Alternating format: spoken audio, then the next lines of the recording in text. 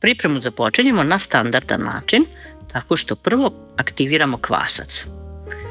25 do 30 grama sveže kvasa ili 7-8 grama suvog, 1 kašičica brašna, 1 kašičica šećera, 200 ml tople vode i sad sve to dobro promešamo i sjedinimo pa ostavimo 10 minuta da odstoji kako bi nam se kvasac aktivirao. Prelazimo na mešanje testa. Potrebno nam je 700 grama mekog brašna koje stavimo u jednu veću posadu i sad tu dodamo 3 do 4 kašike kristal šećera da nam testo malo sladi. Možete da dodate i rendanu koricu limuna ili pomoranđe ukoliko volite ili želite. Zatim dodajem 250 ml vode i aktivirani kvasac. Sad lagano mešam varjačom. Skinem višak testa sa varjače pa nastavim rukom da mesim testo.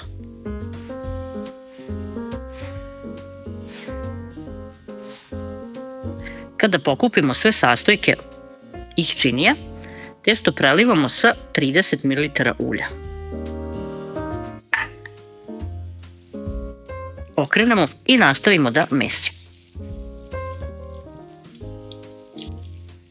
Mesimo dok se ulje ne ugradi u testo i cijela smesa postane ovako fino mekana, nelepljiva za ruke, a skoro svo testo nam je sišlo sa ruku. Potapkam ovako malo od gore, pokrijem krpom i ostavljam da odstoji 30 minuta. Sameljemo 200 grama oraha, pa onda orahe stavimo u jednu posudu. Dodamo 150 grama kristal šećera, sve promešamo i ovo će nam biti nadev. Prije nego što nastavimo dalje, otopimo 100 grama margarina, pa plev u kojem ćemo peći dobro premažemo. Pospemo radnu površinu sa malo brašna, a zatim testo prebacimo na brašno i lagano premesimo. Nećemo mesiti dugo, samo ćemo ove ivice ovako spojiti unutra.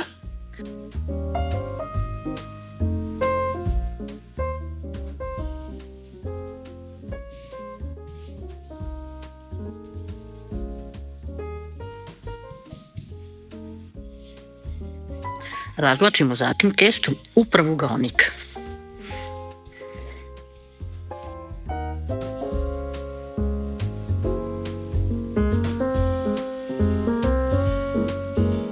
Kada testo razvučemo, premazujemo prethodno otopljenim margarinom. Neću potrošiti sve.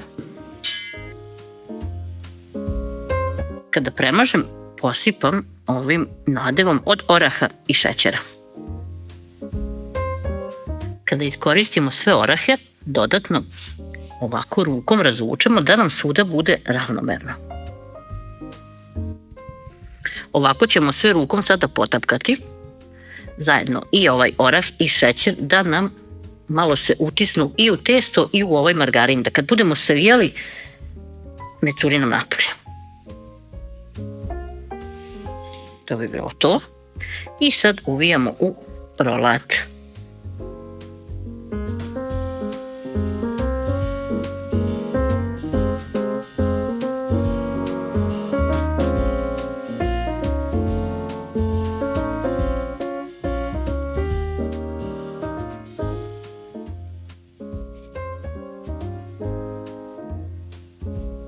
Kada uvijemo, na kraju ovako uštinemo ivice, uštinemo i ove krajeve,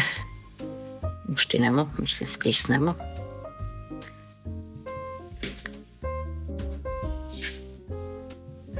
Okrenemo, da nam ova savijena ivica bude dole. Uzmemo običan nož ili ovakav sekač pa isječemo.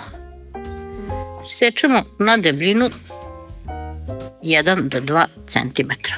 Ukoliko vam se lepi, slobodno pospite sa malo brašna. Isekla sam 21 komad, obično ih ne brojim. koliko ispadne. 16 uvek stavljam okolo, a ostatak stavim u sredinu, tako da ću sad imati 16,5. Odvajam 5 komada koje ću staviti u sredinu, a zatim krećem sa slaganjem. Ovako stavim 4.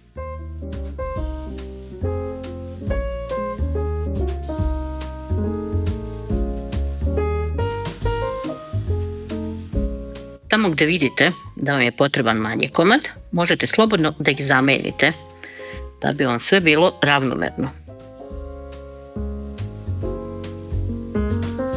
Prekrijemo krpom i ostavljamo da odstoji 30 minuta. Dok čekamo da naraste, u jednu manju šerpu stavimo 200 do 250 grama kristal šećera i sve zalijemo sa 300 ml vode. Sad nosimo na vatru da skuvamo sirup. Kada cijela smesa provri, ostavljamo na srednjoj vatri da kuva nekoliko minuta. Na srednjoj do jačoj vatri kuvala sam 4 minute i to je sasvim dovoljno. Dodajem 1 do 2 kašike soka od limuna, možete dodati i koricu i ostavljam sirup da se hladi. Margarin koji je preostao sam ponovo zagrela i dodat ću mu malo postnog majoneza. Ponovo zagrejem margarin zato što je postni majonez iz frižidera pa je hladan, pa da mi ne ohladi cijelu ovu smesu previše, onda neću moći lepo da namažem preko peciva. Premazujem cijelu ovu slatku pogaču ovim premazom i dok ovo radim, vrela mi se zagreva na 200 stepeni.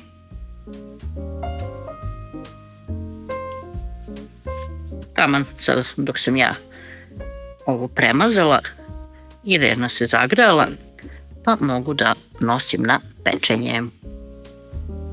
Evo ga, ispeklo se. Da samo možete da osjetite kako kuća predivno miriše.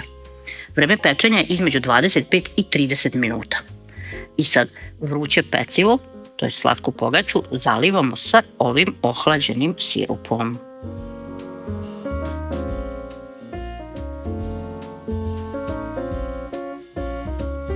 Prelijemo i ostavimo da se ohladi. Nadam se da ćete napraviti ovu poslasticu sa orasima baš na ovaj način kako se nekada pravilo. Prijatno i do gledanja.